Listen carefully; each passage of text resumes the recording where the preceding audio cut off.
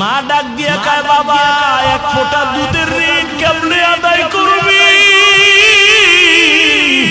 বাবারেও সামনে নেয় না, মূর্খ বাবা। মেহমানরা খানা খায় আর একে অন্যের সাথে মুখে কানে কথা কয়, ফিস ফিস কথার আওয়াজ ভেতরে বাবার কানে গিয়া লাগছে। কানে কানে ওরা কি কইছে, কয় বাড়ি তো একেবারে খারাপ না, ছেলের বাড়ি মাইয়া দেওয়া যায়।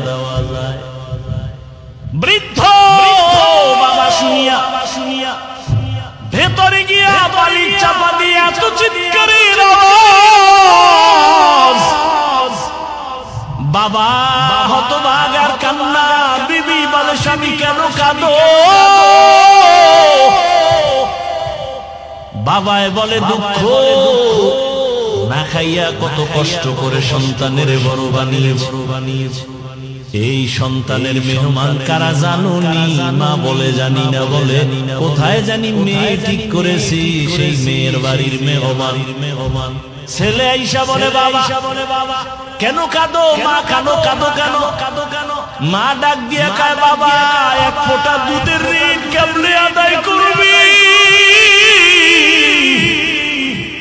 ওরে তুই পরীক্ষার হলে গেছো, আমি মা ঘুমাই নাই, আল্লাহর কাছে দোয়া করেছি, আল্লাহ আমার সন্তানকে পরীক্ষায় সফলতা দান করো।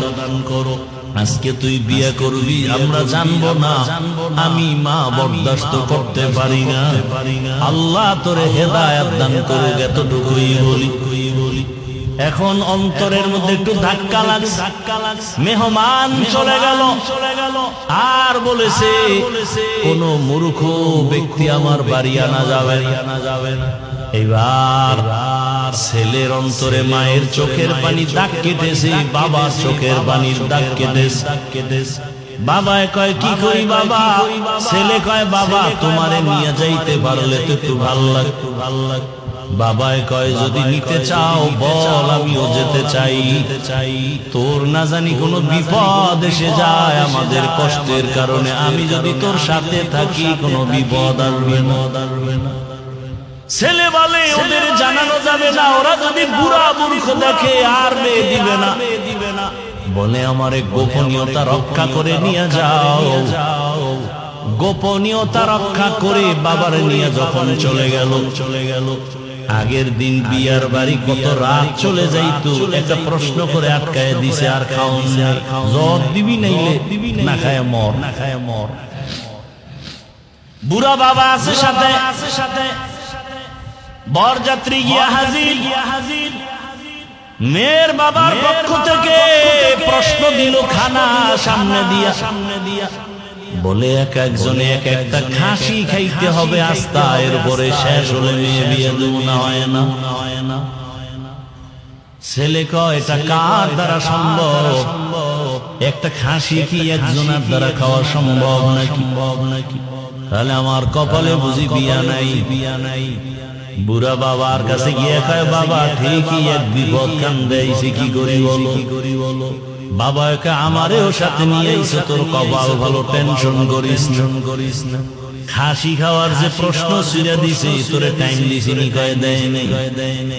হয় তাহলে তুই কসম খাইয়া ওয়াদা কর যে খাসি খাইয়াই মাইয়া নেই।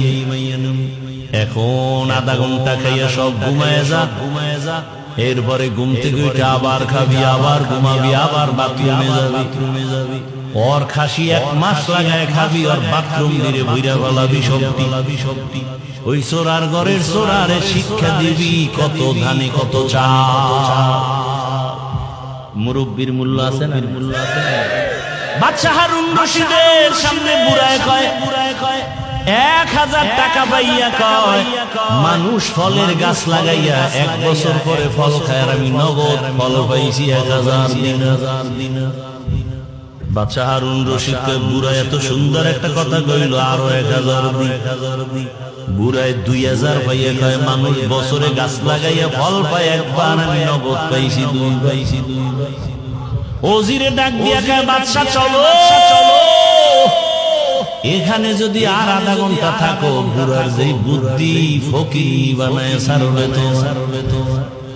বুড়ায় বুঝায় দিল, ও দুনিয়ার মানুষ, এখান থেকে যেমন হাসির খোরাক পাও, আসল খবরটা নিয়ে নাও।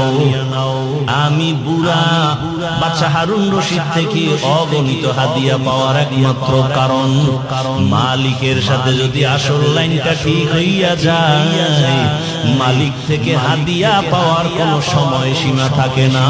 বান্দা চাবি আর মালিক দেওয়ার জন্য রেডি। या इलाही मुझसे मुझको दूर करता के देखो, मुझ में तुझको एक नजर। या इलाही तू मेरा माबूद है, या इलाही तू मेरा माशूक है। এরে বান্দা, দুনিয়ার উদাহরণটা এবার আল্লাহর সাথে লাগাও। আরে আমার মালিক একমাত্র আমার আল্লাহ। ওই বুড়া বাদশা হারুনের সাথে সম্পর্ক করার কারণে চাওয়ার আগেই হাদিয়া পাইল এবং চাহিদার বেশি পাইল। তোমার জীবনে কি প্রয়োজন? গ্রামীণ ব্যাংকে কেন দৌড়াও? সুদের পেছনে কেন দৌড়াও? মানুষের পেছনে কেন দৌড়াও? আল্লাহ তো নিজেই বলেছেন, ইন্নাল ইনসানা লিরাব্বিহি লাকানুদ। মানুষ বড় নিমক হারাম, ওর পেছনে কেন দৌড়াও?